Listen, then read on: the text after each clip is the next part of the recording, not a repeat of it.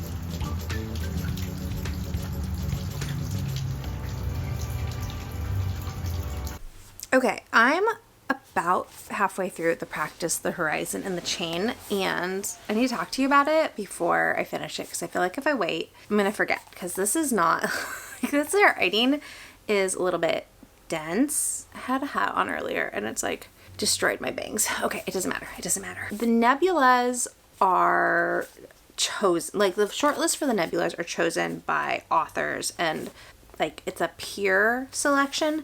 So it's quite different than when it's just readers and fans picking the book. And I need to tell you, Sophia Samatar has like a killer collection of blurbs on the back. There's a blurb from N.K. Jemisin. There's one from C.L. Clarke, Tananarive Due, Alex E. Harrow, talking about how beautiful her writing is. And then one author who I don't know, like, compares her to Ursula K. Le Guin. So, like, high praise. And I really loved the first paragraph of this book. It starts, "The boy was taken upstairs without warning, unprotesting as he had been through all the changes in his 17 years. The shifts from cell to cell each time he outgrew the bolt on his ankle, and the doctor came to exchange it for a larger one. An operation performed with a tool the hold people called the mallet, which jarred the whole leg and sometimes made the blood spray from the ankle bone, and caused a sense of queasiness and superstitious awe in the boy, who would glimpse, for the instant during which the bolt and chain were removed, the shiny and alien-looking patch of underexposed skin on his leg, which, according to the prophet, housed the seat of the soul." So, as best as I can understand, this is science fiction, and Earth has been abandoned, I think. And humanity now lives on these fleet of ships. And there's very much a hierarchical caste system on these ships. And if you are born into this group known as the Chained, which is what the boy is, you live in the bowels of this mining ship, and you are mining, I don't even know what they're mining, and you are born down there, chained almost immediately from your life, from the time you're old enough to handle a tool, and that is where you live, and you live in really close confines with other humans. And this boy is taken out and moved above ground, which sometimes happened because of a woman who's unnamed, and she's a professor, and she has the boy pulled out, I think for like research purposes. She's trying to like prove a point, because her father was one of the Chained and was brought up to study at the school and is now like a member of the regular people, like middle of the caste system, and she is his daughter. And so I think she's trying to do it again, but yeah, it's a little dense. It feels literary. World building is really interesting, and it's always a little disheartening how often science fiction or fantasy still includes themes of misogyny and sexism. And I know this is how we work through these very real things in our world, like putting them into books is how authors grapple with those ideas and try to make sense of them. But it's also so wearying to pick up a book that is supposed to be fantastical, otherworldly, removed from our own, or set in the far future, and to find that authors can't imagine us in having a different set of values or a different hierarchical system in our society. So I always find that a little disheartening. But like the writing is, oh my god, I just made it worse. I need to stop touching them. It reminds me a lot of N.K. Jemisin. I think I like N.K. Jemisin's writing better. Or not better, but I like her voice more. I find it easier to sink into, whereas while I'm reading this, even though it's only 126 pages, I'm 62 pages in. My hope had been to finish like a novella a day. That is not going to happen. That's okay. I find myself drifting while I am reading, and I will get maybe half a page down and realize that I have been thinking about something else. And while I have read the words on the page, I have not comprehended anything that I've read. And this is not a book where I can do that and then still be okay. So I have to go back and I have to reread. And like, I have to remind myself to focus on what I'm reading. Is that my attention span? Is that the book? Who's to say? But that's where I'm at. And I just wanted to come on and talk about it before I finished it. I'm hoping to finish it by tomorrow morning. So that I can move on to the next one. This was published by Tor, which kind of, like, I feel like I pay attention to Tor and, like, Tor publications, especially Tor novellas, because the track record is that I really love them, and I didn't even hear of this one Or if I did, it didn't cement in my memory long enough to be remembered. All right, so that's your update. I'm gonna go keep reading. We'll see what I think at the end. Okay, it is the same day, and I finished The Practice, The Horizon, and The Chain. I'm not sure what to rate this. I think it's somewhere in the 3-star range, and I'm gonna try to explain my thoughts, but without also spoiling anything, because it is such a short novella. This almost felt like 2 different books to me. The first half was very much built on metaphors and ideas, and we have a lot of unnamed characters, but then we have some characters that are named, and it was a really interesting delineation that the more elite characters in the caste system had names, and then the lower rung did not, which I thought was interesting. And it wasn't until maybe halfway through, actually I think right after I updated you, that all of a sudden the story picked up and there was action, and suddenly we were still kind of talking in metaphors, but suddenly people were doing things and were having reactions and were motivated.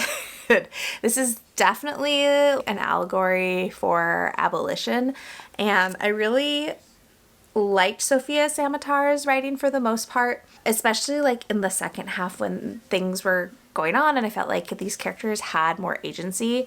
This caste system that she has imagined and described is fairly horrific, as you know, caste systems are. And in her acknowledgments, she does list like some books that were pretty influential, and one of them I've had on my bookshop.org wishlist for a long time, and I might end up purchasing it sooner because this is the second place I've seen this book mentioned. I heard about it on a podcast first, and then now in the acknowledgments for this book, but it's called In the Wake on Blackness and Being. And it's by Christina Sharp, and in the acknowledgments, it sounds like the ship and the hold that the lowest caste was kept in was inspired by that book. Definitely more literary. I don't really know who I'd recommend this to. I think if you have a couple hours to spare, it's worth trying out, seeing what you think. I would not be opposed to reading something from her else in the future. I feel like this book, this story, this concept, these themes, I feel like they needed a full-length novel for her to really see it to fruition without spoiling anything. Like, it almost felt like it ended right as the main plot was going to begin. Like, this was the prologue of a full-length novel. So I'd be interested to see what she does with a full-length novel. So anyways, I'll probably gotta give it like a 3-star, if I'm being honest. So moving on, I think I'm gonna read Countess next. The audiobook is on Spotify, and I kind of need an audiobook. So I think I'm gonna go that route, because I also gotta go clean the kitchen. And do I know what this one's about? Oh my gosh, I have so many books checked out on Kobo Plus right now. I need to get under control. Also, if you're interested, Countess by Susan Palumbo is on Kobo Plus. So this one is a queer Caribbean anti-colonial sci-fi novella in which a betrayed captain seeks revenge on the interplanetary empire that subjugated her people for generations. Let's see how far this theme extends. So far we have 2 books with very similar themes. I wonder how many of the novellas are going to have similar themes. Stay tuned to find out. Okay, let's do a quick update because I'm like in the 40% range for Countess, and I don't know how I feel. So this is sci-fi, and we're set on this like other planet. So Earth is no longer a thing, and our main character, oh, I forgot her name already. What's her name? Verica is an immigrant to this particular planet, and she and her mother immigrated, and life is really hard if you immigrate in this world, and the planet that she and her mom are from are looked down upon and viewed as lesser and treated pretty horribly. And Verica has become a part of the alliance, so the military, and she's on track to be promoted to captain. And then her mentor in this military regime, he dies, and Verika is framed for the murder and has this like sham of a trial and then is sent to prison. So this book is pretty bleak, and we've got a lot of like hard content warning things, heavy themes. I don't love the writing. I tried listening to the audiobook for a little bit, and I don't know if it was the narrator and how they were choosing to say some things, or if it just highlighted something in the writing that wasn't as apparent when I'm just reading it. But it feels very, I don't know, not polished, I guess, is the best way to describe it. I don't know.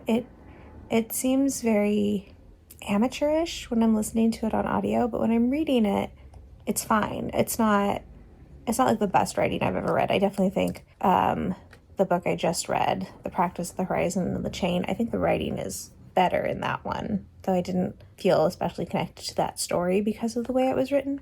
Whereas this one, I would say I'm probably more connected to Verika because you're definitely like close third person and getting her thoughts and her feelings. But I don't think the writing is as, good. Kind of like my speaking. Anyways, so this is feeling like another 3-star, but again, I'm like not quite halfway. We've kind of entered a lull. Not a lot's happening. It's getting kind of stagnant. I'll see if it picks up pretty quickly. Kind of a bummer. I'm not liking these more, if I'm being honest. But no, I have 4 more to go. So after this, so there's always hope that I will find one that I really, really love. Which is always what I'm hoping for. But yeah, I'm going to try and finish this today because like I said, I don't have very much farther to go. I think my Kobo said I have like an hour worth of reading left if I just like buckle down and get it done. I've had to alter my plans big time today because my middle kid is sick. So normally I would not be lying down on the couch in the middle of a Thursday, but they are currently napping. So I'm just going to take advantage of the quiet and see if I can bust out more books. Okay, I have some time to kill before I need to get out of the car and go pick up my youngest from school, but I finished Countess and I gave it like a 2.75. So I feel like I might have mentioned this at the very, very beginning of reading this book, but I had forgotten in the in-between that this was a Count of Monte Cristo retelling, and I can totally see it. I think it follows the beats. If you've read The Count of Monte Cristo, it follows the beats of that story fairly accurately. However, I feel like it should not be a novella. I feel like this story should have been much longer because, like, if you think about the scope of a story like The Count of Monte Cristo, like the original book is over 1,000 pages. It is in depth. Granted, that one could be edited down shorter. It doesn't need to be that long. I think in this case, a novella, I think it's like 152, 62 pages. If you get like a physical copy, that it's too short. And I think because we're trying to cram this really broad, sweeping story into such a short amount of pages, I don't know if it like started out longer and needed to be edited down to really, like if they're really committed to sticking into that novella word count or like what the process was. But I feel like this book wanted to be longer, and to make it fit these parameters, the sentence structure feels very choppy to me as I was reading it. And I feel like the audiobook narrator didn't do it any service. Like the emphasis was on weird words, and it wasn't spoken in a way that felt like it flowed. So that just like increased the choppy aspect of the writing.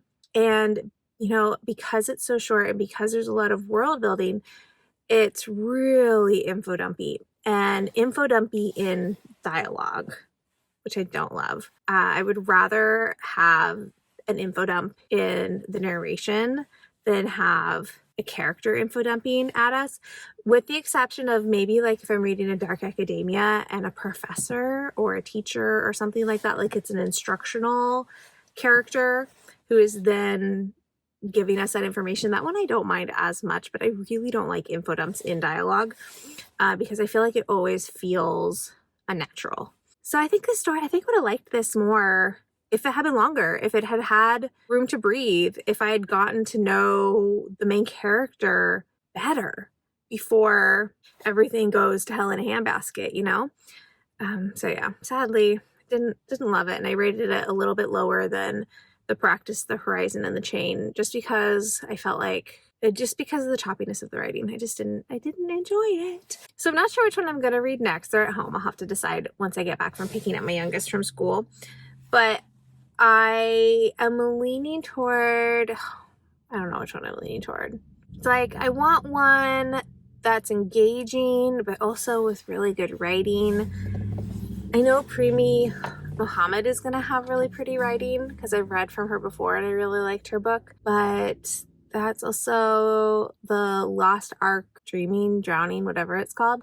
I think that one could also be really good. I'm not sure what the writing is like for that one because I haven't read that author before, so I don't know. I'll have to make some choices, but I don't know. I know this award is, like, the shortlist is determined by authors and industry people, and I'm not super impressed with industry people's taste in books at the moment. So there's that. All right, I come bearing an update. So, do you remember at the beginning of this video, which I hope you do, because it wasn't that long for you. It's been so long for me, but it wasn't that long for you, where I said I was going to try really hard not to spend money on this project.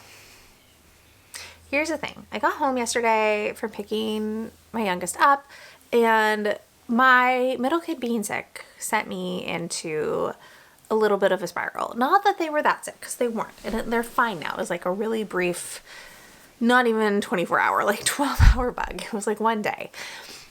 But it triggered something in my brain, and I could feel myself kind of going into like a depressive episode. I don't know. I used to really struggle with seasonal depression, and this is the first year in a really long time where I really haven't had it at all.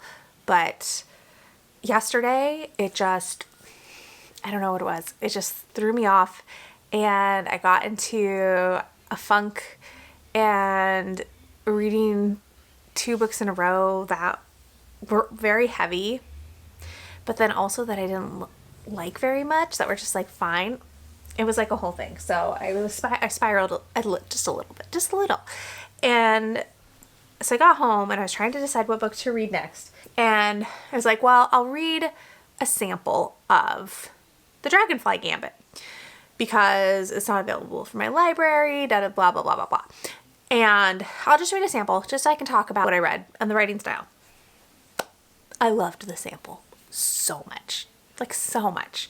So I bought the ebook for $7.99 on Kobo and I started reading it.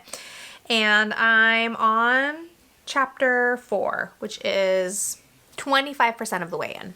And this one is also sci-fi. Is there any fantasy on this short list, or is it all sci-fi?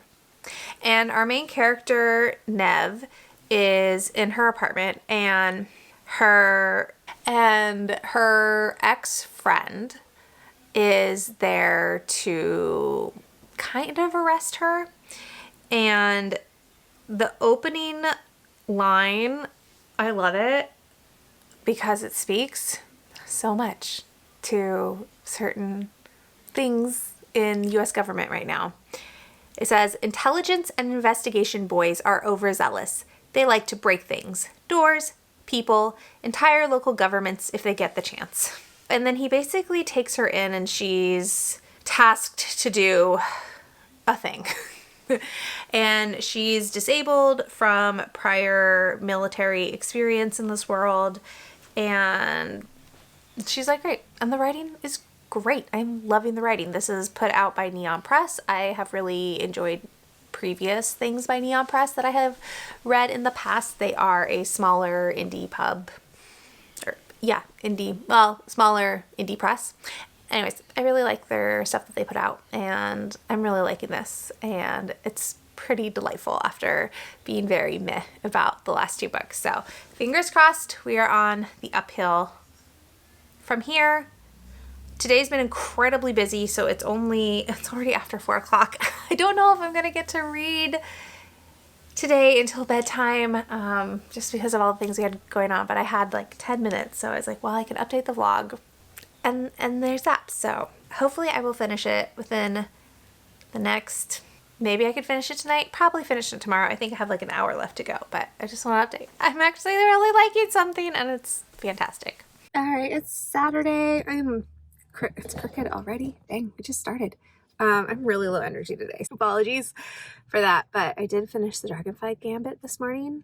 I gave it 5 stars, which, listen to me, don't judge a book by its cover, because I was not excited about the cover for that book, and then I read it and it's still crooked, and it's like my favorite so far.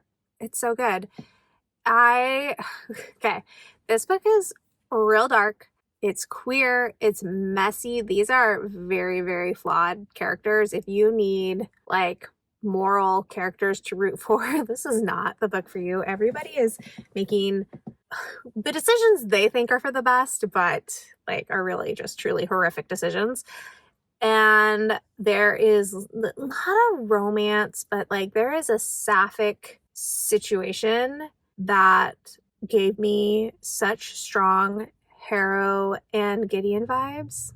If you just take the archetype of Harrow and take the archetype of Gideon, like that kind of dynamic, and I just liked it so much. But it is definitely like it's a messy book, and the things these people are trying to do, this empire or planet is trying to colonize another one, and they've been at war for a really long time, and the ruler of this planet forcibly recruits Nev to help her end the war. And so there's intrigue, there's political stuff, there's war, and it's super violent, very bloody, but I just loved it. I loved the writing.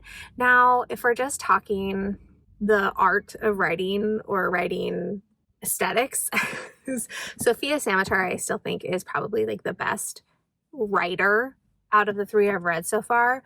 But I think I forgot the last name, but you're seeing the cover, so you see what the author's name is. I think is a better storyteller, like out of the 3. I think this is the best storyteller that I've read, and very much tracks with like what I expect from Neon Press. When I just forgot this publishing company is called. Sorry, it's my brain. I'm so tired. Okay, but yeah, best book I've read so far. Okay, I gotta go. This parking lot's getting real crowded. And I'm going to go to the gym and see if I can manufacture some oomph.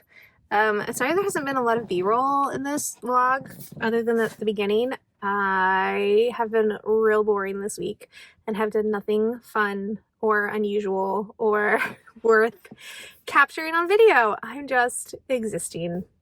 And the most exciting thing I'm doing is reading. That's how it is. But for now, we're going to go to the gym and try to manufacture some energy and some endorphins.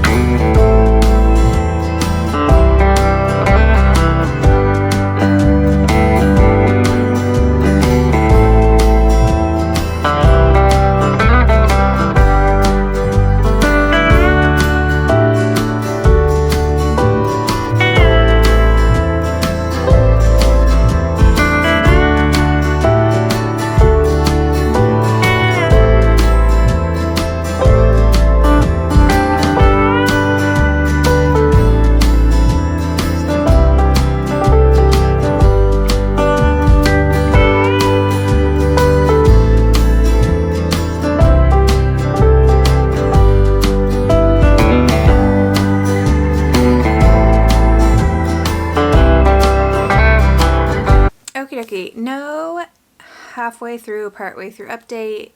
The Tusks of Extinction by Renee Alert is only 101 pages, so I just went ahead and read it.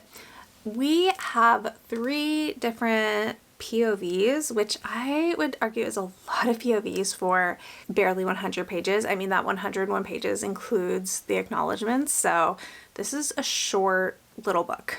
But before I get to the POVs, the setup for this book is that scientists in Moscow have brought woolly mammoths back. And this is after Asian elephants and African elephants have gone extinct due to poaching and ivory trade on the black market. And to bring back some sort of elephant to the world, the Jurassic Park woolly mammoths back into existence.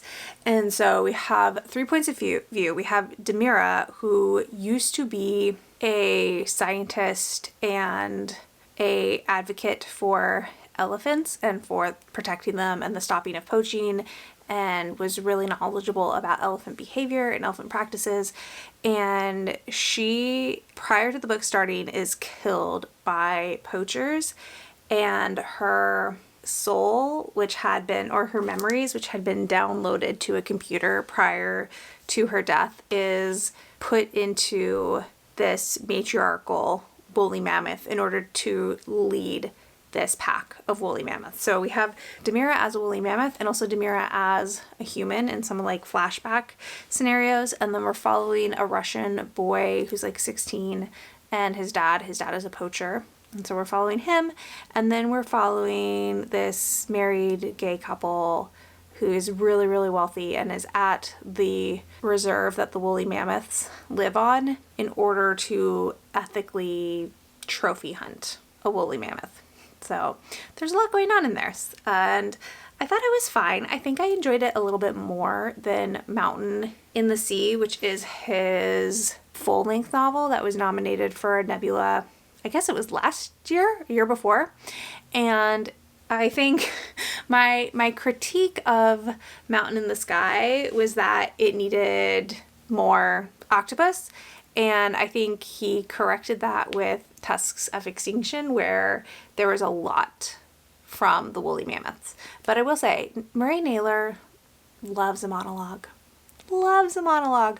So know that going in. I thought his care and attention to detail for how harmful and horrific the use of ivory is was probably the best part. His focus on the themes of protecting the earth and the animals we have while we have them, because once they're gone, getting them back will be impossible. And even bringing back the woolly mammoths, of course, is not as straightforward as the scientists make it sound like it is. So I'm waffling in between like a 3.5 and a 3.75, somewhere in there, just on personal enjoyment. I think he is a really, really smart person. Like, if you read his books and the care and the detail that he puts into and then also read his biography, it is clear that he is a very smart man. I think that comes across in his books. But they're just not quite the books for me. But I think his ideas are good. And I think his execution is good. I just don't know that I'm wholly the right reader for this author. But I think if you liked Mountain in the Sea and you thought it was just fine, I would recommend picking up the Tusks of Extinction. I think he is better in short form than he is in long form. We are down to 2 books. I think I'm going to read The Butcher of the Forest next. There is no audiobook, at least that I could find, for the last 2 books, so I'm just going to have to raw dog it, which is fine. Oh, I did listen to this on audio. It's dual narration. I really liked the woman who was narrating during Demira's chapters, but the guy who did the other 2 POVs, his sound quality is not good. I don't know where they recorded his bits, but it sounded bad, like just production quality. So I couldn't even like really focus on if he was doing a good job with his performance because the audio quality was so poor. So just keep that in mind if you are an audiobook listener. But yeah, okay. So I think I'm going to pick up The Butcher of the Forest next because it is definitely the shorter of the 2, and I'm excited to see what Primi Mohammed does in this one. I read, is it called What Can We Offer You Tonight? It's this one, which was a Hugo finalist, I think 2 years ago, and I liked it. So I'm interested to see what I think of her a second time around. All right, I look like a tomato because I just got back from a run. It went terribly. Thanks for asking. That's fine. It's fine. I'm gonna shower and it's gonna be fine. But I need to update you about The Butcher of the Forest by Primi Mohammed before I forget, because this week is just going by really fast, and it's only Tuesday. This book has no chapters. So this is a 160-page chapter. And it's slowly killing my will to read. I'm sad to say. Even though the writing is good, I think the setup is interesting. This is a fantasy that is really leaning into horror elements as well as fairy tale elements, which I always think like classic Grimm's style fairy tales and horror really go hand in hand, and some of my favorite fairy tale retellings are ones that lean into the horror. So our main character is Varys, and Varys lives in this village, and this village or kingdom area has been taken over by a ruler called the Tyrant, and he's been ruling, I think it's for like 5 years, and he is basically a colonizer. He traveled from somewhere else, waged war on this kingdom, defeated everyone in power, and then took over. And he is not a good ruler. And there is also this wood in this kingdom, and half of the wood is a normal forest, and the other half, you don't go in. And people in the village know you don't go in this side. But Varys has the unfortunate distinction of being the only person to have gone into the forest and then come out again. She went in long ago and brought out a child who had gone into the forest by mistake. But of course, like, there's very strict rules for going into this forest and for how long you have to be able to make your escape before you are trapped there forever. And Varys is summoned to the tyrant's court because his 2 children have gone into the forest in the middle of the night. And he has heard that Varys is the only person who has ever made it out alive, and basically threatens, coerces, blackmails Varys into going in to retrieve his children.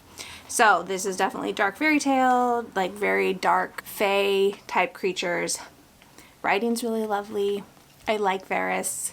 It's just the no chapters. It's really killing me. I hate stopping in the middle of a page. Like, as a reader, I will do anything I can to make it to the next chapter or to a page break before I put down the book. But because there's no chapters and I don't know when a page break is coming, I'm having to just put this down in the middle of a page, in the middle of a paragraph, sometimes in the middle of a sentence, and I hate it. I hate it because I feel like it just disrupts my momentum, and I need authors to stop doing that.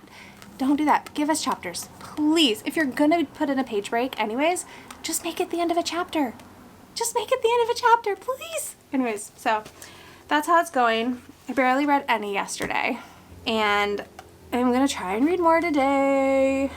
I need to go shower and then go pick up my youngest from school, but they have swim lessons starting tonight, so I'm gonna try and read it while we're at swim lessons because I have a good 30 minutes while we're there. I miss chapters. Okay, that's it. Okay. I have finished The Butcher of the Forest. Thank goodness. This took me entirely too long. I should have flown through this.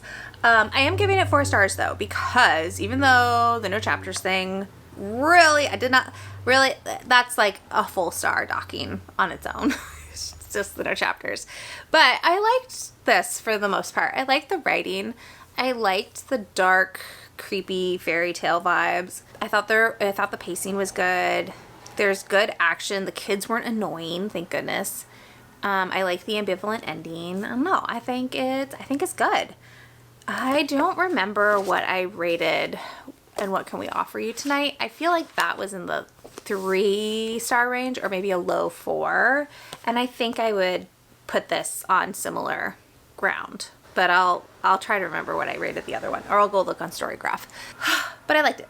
I think it's worth my time. Is it worth a literary award, like a SFF award? I don't know. I don't think it's doing. I mean, that's kind of like my bump up against these books so far is, this is an award where you are nominated by your peers, and I don't think anyone's doing anything like truly sensational. I think by and large this is a very fine selection of books, but I don't know that any of them feel extraordinary or like they're doing something different. I don't know. I don't know. And I don't know, like, is that what awards are supposed to be for? Like, are we awarding books based on originality, you know, truly spectacular writing, or is it just that these writers are cool people to hang out with and therefore their peers are nominating them for an award? I just don't know. I don't know what the like thought process is. So there's that. Like I said, like so far Dragonfly Gambit has been my favorite, but I would say I would hazard, based on the Storygraph reviews for like everything that I've read so far, I would theorize that the Dragonfly Gambit is probably the most pure sci-fi of the bunch. And what I mean by that is that it's the one where I don't feel like you could tack another subgenre onto it. I think it's just science fiction, not literary sci-fi or horror sci-fi or horror fantasy, which I think this one could like probably lean into horror fantasy, you know. So I think it tracks that my favorite is probably the most commercially marketable. Is that how I want to say that?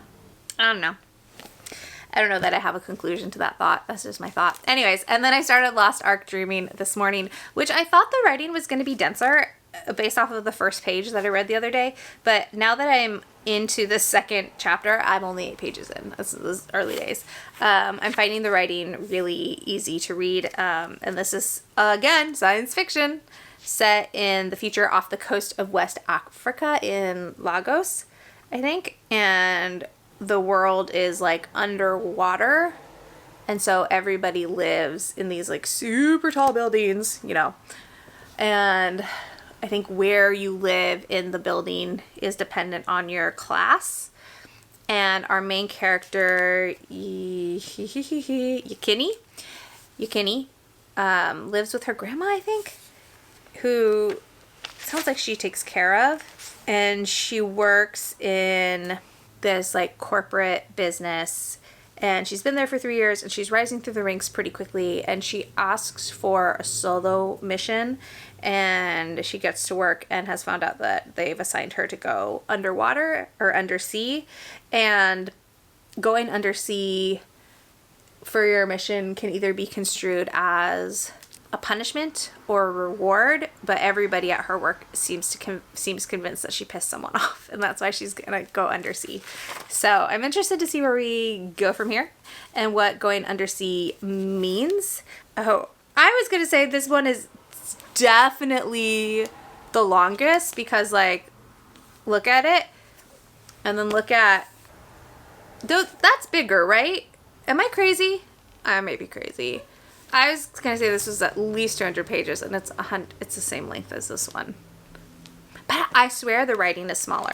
Wait, look how tiny. Look how tiny. That writing versus... Oh yeah. The writing is so much smaller on Lost Ark Dreaming. Anyways, okay, it'll be fine. It'll be fine. So I'm working on this next, and this is the last one for the vlog. I hope this is at least a 4.5 star. I hope that would be great. That would make this project so worth it. I mean, it's already worth it because I really love Dragonfly Gambit, and I never would have heard of that book if I didn't care about the Nebulas. And I almost didn't pick it up, which is just mind-blowing. Okay, I have to go do responsible adult type stuff. That does not include reading. But I'll come back and tell you. Probably, maybe either at the end of Lost Ark Dreaming or if it prompts some thoughts for me.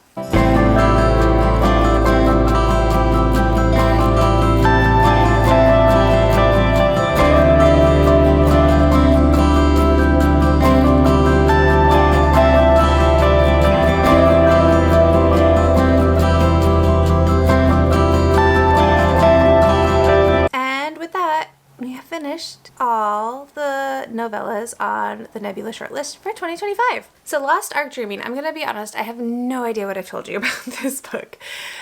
So this is post-apocalyptic.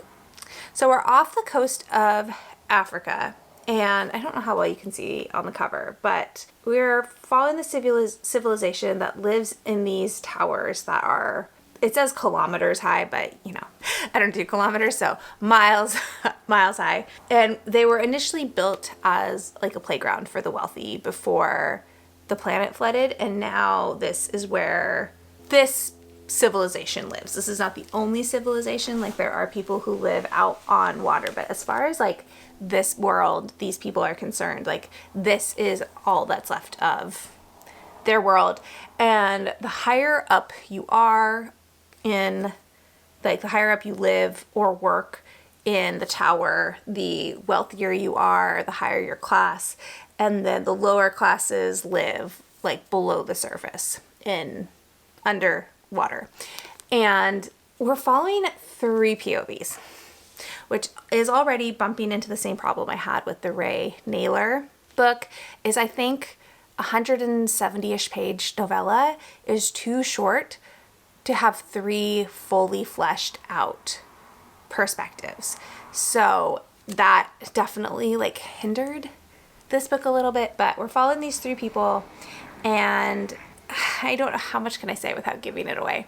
And the inciting incident is, I think, like I said before, Yakini is given this task to go below decks to investigate.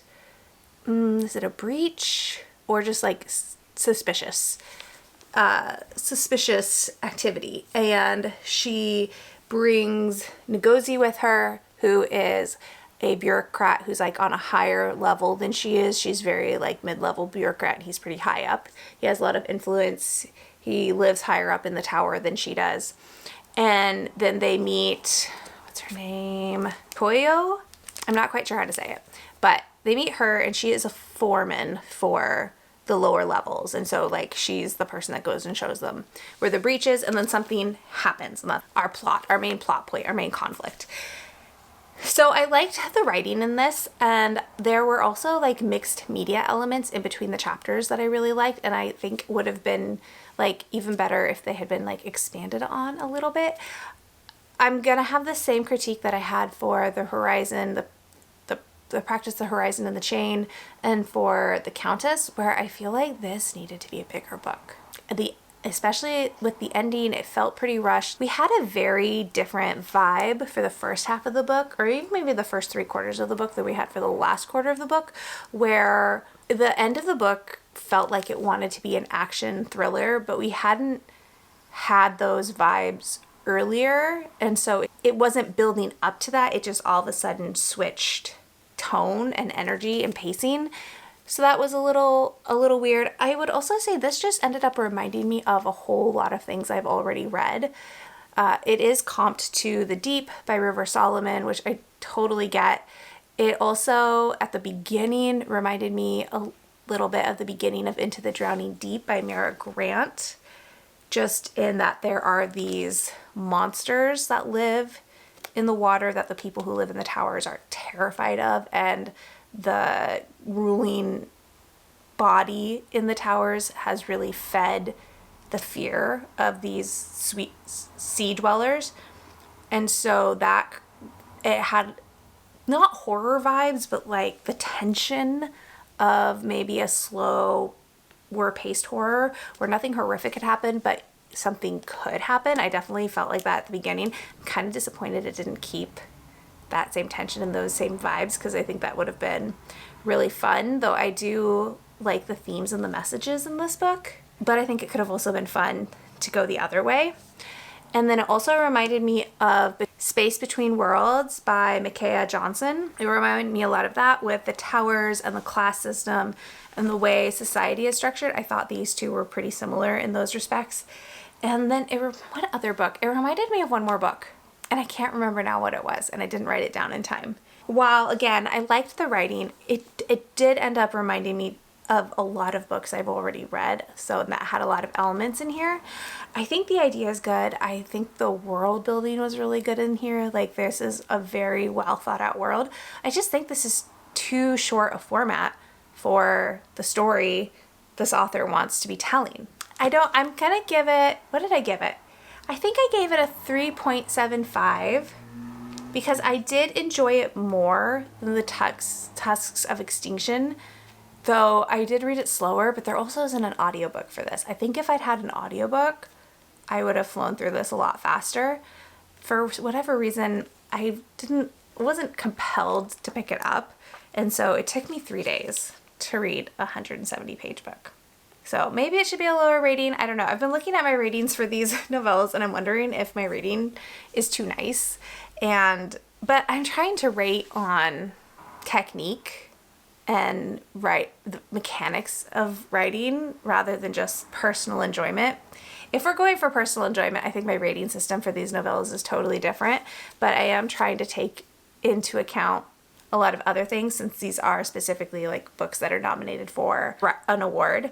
So there's that. But yeah, I think the main critique I would have for all 5 of these novellas, not all of them, but for the majority of them, is that I don't think they should have been novellas. I think the authors had full novel ideas, maybe not a 500-page novel, maybe like a 350, 400-page novel, but I think the majority of these authors had ideas that could have been expanded into a full-length novel, and I think the stories would have benefited from having more space and more time, especially if you're gonna have 3 POVs.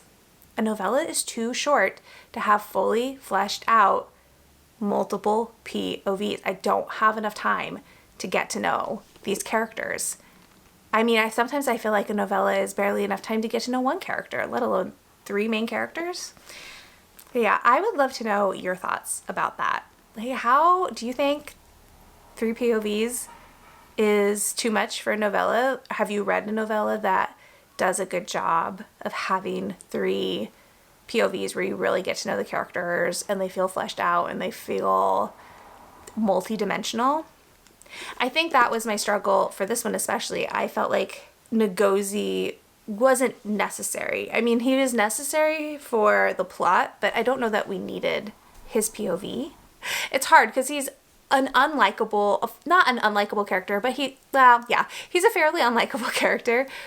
And in being in his POV, you do get his backstory, but I don't think that makes him any more likable. And I think getting his backstory could have come across through conversations with the other characters, and maybe that would have made him more likable, because if you're just getting that through conversation, then that means he would have had to be vulnerable and honest with the other 2 characters instead of just getting that backstory in his inner monologue. I don't know. Those are just my thoughts, because at the end of the day, what do I know? I'm not a writer. I guess now we're gonna wrap up. Ahem, ma'am. Okay, sorry. Our cat is doing that thing where she wants attention, and so she's getting into trouble to get attention instead of just coming up here and asking to be pet. But okay, so with that, we are gonna wrap up this video. I wrap up this project, and I'm gonna take a break from reading award lists before I dive into reading the novels, because I need it. Definitely am feeling a little like burnt out on reading after reading 5 required books in a row, and largely 5 books that I felt pretty meh about. I have to go back and watch all my footage for this vlog, but I'm pretty sure that like comes across in my reviews and how I talked about these books. I think the general consensus for last year is that if you knock my camera over, is that it was a pretty meh publishing year. And I think you can definitely see it in these books. For the most part, I think they're all fine, but obviously only one book that I got really excited about, which is a bummer. But I would love to hear your thoughts about these books down below. If you've read any of them, if you have any interest in reading them, if you have thoughts as well on the books that are being nominated so far for awards this year, let me know all your thoughts. And if you just want to leave an emoji to let me know you made it to the end of this video, let's do a water emoji for Lost Ark Dreaming. And like if you liked it, subscribe if you want to, and I'll talk to y'all in the next one.